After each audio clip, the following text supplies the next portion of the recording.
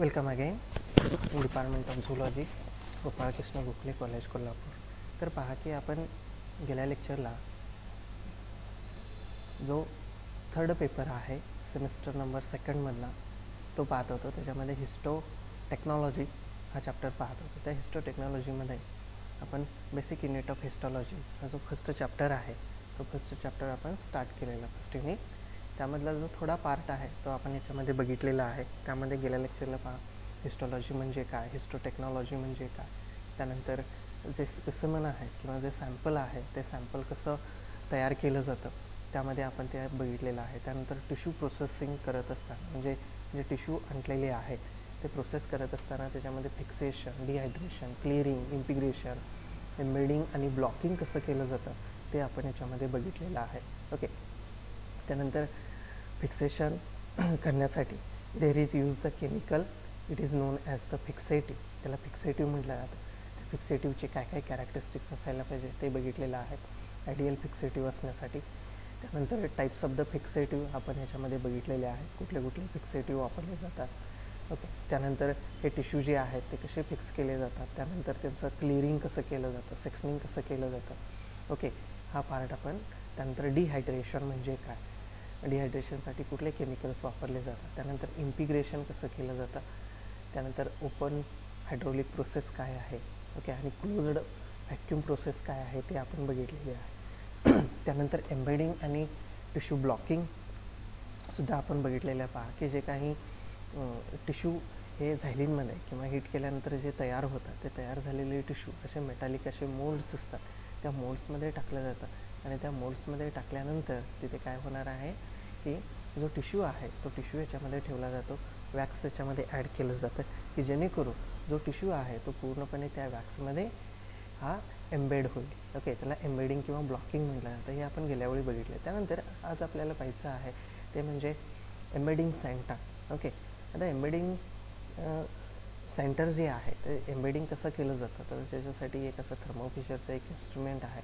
It is the automatic instrument की ज्या काही हिस्टोपॅथॉलॉजिकल लॅब्स आहेत म्हणजे हायली टेक्निक असणाऱ्या किंवा जिथं व्यवस्थितपणे इन्स्ट्रुमेंट्स वगैरे आहेत अशा ठिकाणी हे इन्स्ट्रुमेंट यूज केलं जातं. तर त्याच्यामध्ये वॅक्स रिझर्वायर, वेगवेगळे कंपार्टमेंट्स आहेत त्याच्यामध्ये वॅक्स रिझर्वायर आहेत, heated area for steel mould. Okay. आता इथे पहा की जर तुम्ही बघितलं इथे, ओके, इथे जर बघितलं ते स्टीलचे जे मोल्ड्स होते मगाशी बघितलेले आपण, ते स्टीलचे इथं मोल्ड्स आहेत. त्यानंतर इथे सेंटरला जर बघितलं ओव्हन आहे. हा ज्या ओव्हनमध्ये जे वॅक्स आहे ते वॅक्स गरम केलं जातं म्हणजे वितळवलं जातं. वितळवल्यानंतर तिथंच वितळतं ते, वितळल्यानंतर फक्त त्याच्या मोल्ड्समध्ये ॲड केलं जातं. ओके. मोल्ड्समध्ये ॲड केल्यानंतर त्याच्यामध्ये जो टिश्यू आपण तयार केलेला आहे त्याच्यामध्ये घालण्यासाठी तो त्याच्यामध्ये आतमध्ये ट्रान्सफर केला जातो. त्यानंतर इथे पहा इथे तर स्पेस आहे, त्या स्पेसमध्ये separate hot and cold plates. Okay.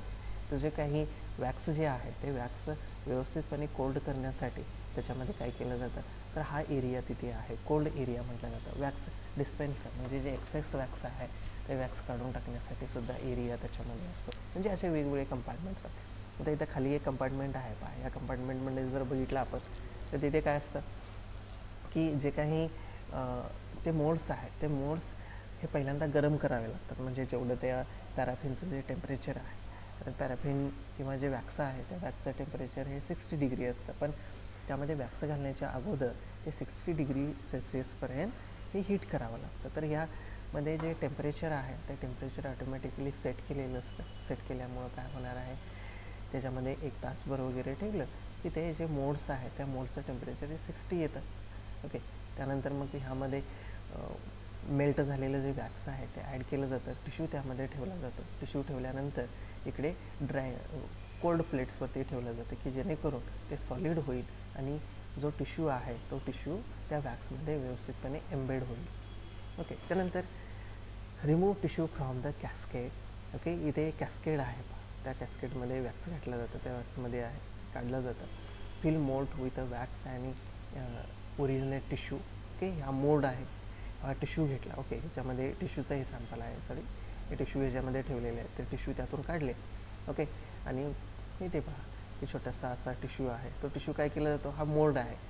Okay. स्टीलचा म्हणजे हा एल आकाराचा एक असेल आणि इकडे एक असेल, असे हे दोन त्याच्यामध्ये वॅक्स ॲड केलं. वॅक्स ॲड केल्यानंतर हे वॅक्स मेल्टेड वॅक्स आहे, म्हणजे मेल्ट झालेला. त्याच्यामध्ये काय ठेवला, टिश्यू ठेवला.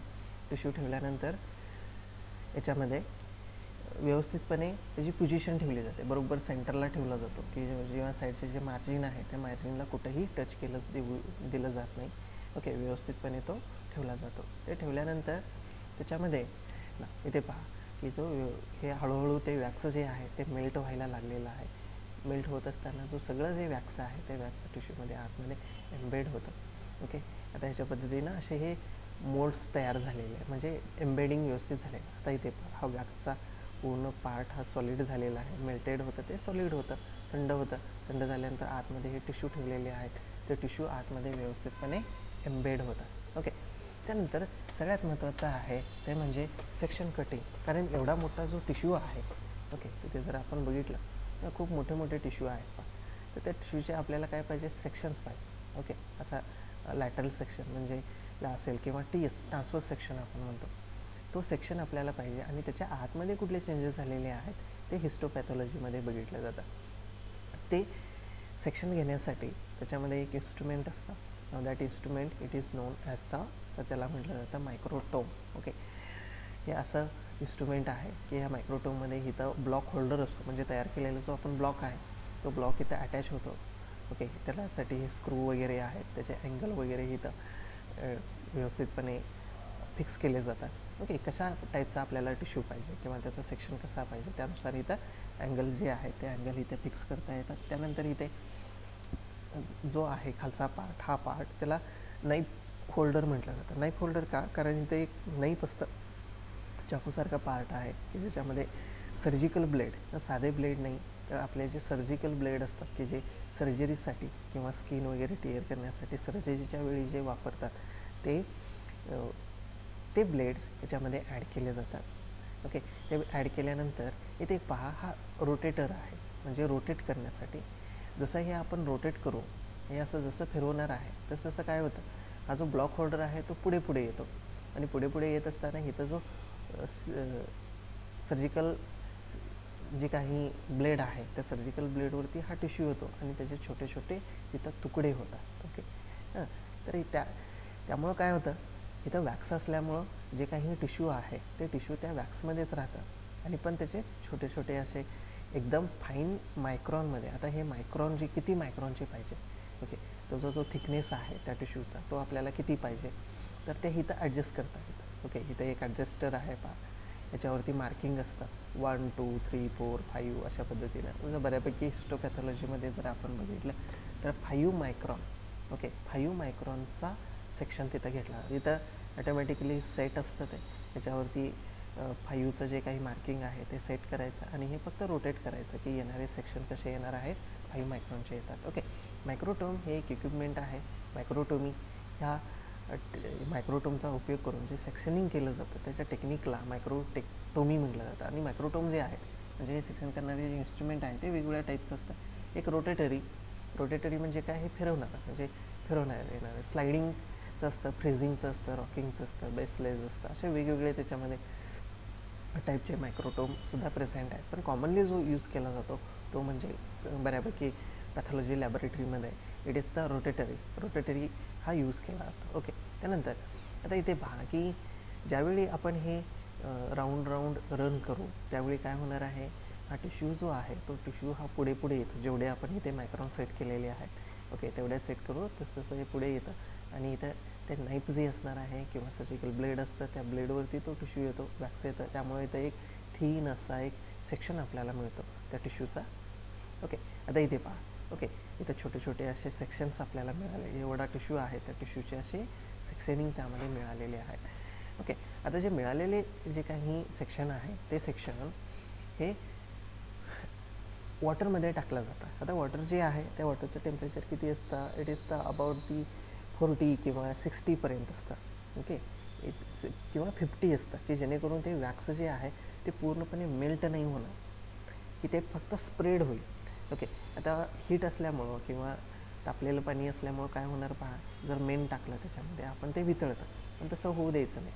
एवढं टेम्परेचर पाहिजे की ते वॅक्स जे आहे ते मेल्ट नाही होणार पण फक्त ते स्प्रेड होईल असं. तेवढ्या टेम्परेचरचं वॉटर तिथं घेतलं, वॉटरचं टेम्परेचर ठेवलं जातं, त्यामध्ये जो सेक्शन आलेला आहे तो टाकला जातो, ते की जेणेकरून तो काय होणार, स्प्रेड होणार. स्प्रेड झाल्यानंतर स्लाईड घेतली जाते, त्या स्लाईडवरती तो सेक्शन जो आहे with the help of the निडलने तो ट्रान्सफर केला जातो. त्यानंतर नेक्स्ट आहे ते म्हणजे स्टेनिंग. आता जे सेक्शन आहे ते सेक्शन आपण घेतले, ते सेक्शन स्लाईडवरती घेतले, पण आपल्याला ते दिसणार नाही तर आतमध्ये सेलचं जे स्ट्रक्चर आहे, कारण सेल कशा असतात, ट्रान्सपरंट असतात, आणि ते पाहण्यासाठी आपल्याला त्याच्यामध्ये काय करायला पाहिजे, तिथलं स्टेनिंग करायला पाहिजे. फॉर एक्झाम्पल ही स्लाईडवरती आपण घेतलं, पण हे असे आपल्याला कलर्ड नाही दिसणार, म्हणजे सगळ्या सेल्स एकसारख्याच दिसतील, त्यामुळे सेलचं सेपरेशन नाही होणार, त्याच्यामध्ये कुठले चेंजेस झालेले आहेत ते आपल्याला नाही पाहता येणार. ते पाहण्यासाठी त्याला स्टेनिंग करावं लागतं. आता हे स्टेनिंग जे आहे मोस्ट कॉमनली जे यूज केलं जातं ते म्हणजे HE स्टेनिंग, हेमॅटोझायलिन, इओसिन. हेमॅटोझायलिन हे स्टेन आहे, इओसिन हे सुद्धा स्टेन आहे.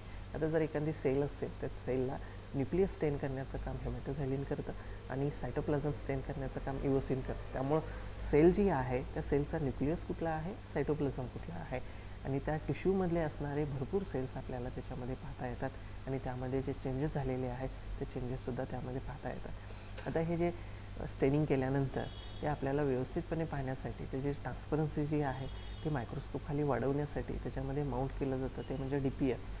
हे एक ट्रान्सपरंट सोल्युशन असतं की जी स्लाईडचं वरती कव्हर स्लिप आहे ते कव्हर स्लिप व्यवस्थितपणे ठेवण्यासाठी, किंवा कॅनडा ब्लाल्समसुद्धा वापरलं जातं. ज्यावेळी आपण मायक्रोस्कोप खाली ऑब्झर्व करू ही स्लाईड, त्यावेळी काय दिसणार आहे पहा, न्यूक्लिया ब्ल्यू कलरचे दिसतं, सायटोप्लाझम पिंक कलरचं दिसतं, RBC, कॅराटीन किंवा कोलायडल प्रोटीन जर असतील तर ते पिंक कलरचे दिसतील त्याच्यामध्ये.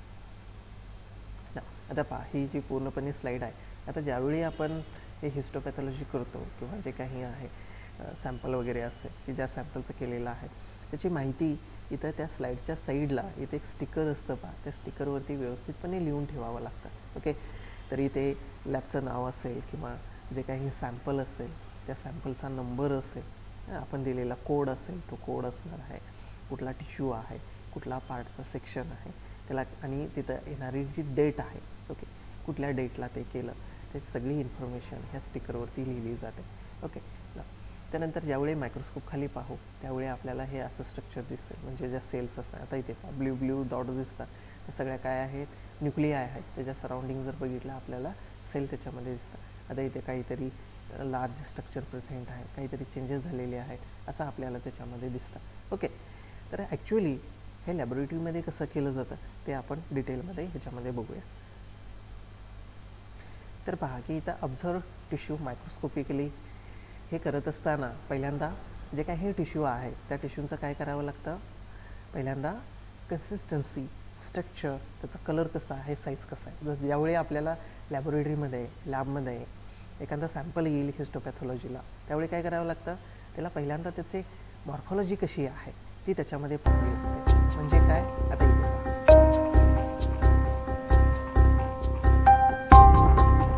ओके, फॉर एक्झाम्पल हा एक टिश्यू आहे, टिश्यू हा सॅम्पल मध्ये आपल्याला हॉस्पिटलकडून आलेला असेल तर पहिल्यांदा त्याचा टेक्स्चर असेल, काय असेल, तो कुठला टिश्यू आहे तो आयडेंटिफाय केला जातो, त्याची लेंथ किती आहे, साईज कशी आहे, ते सगळं त्याचं मेजरमेंट केलं जातं.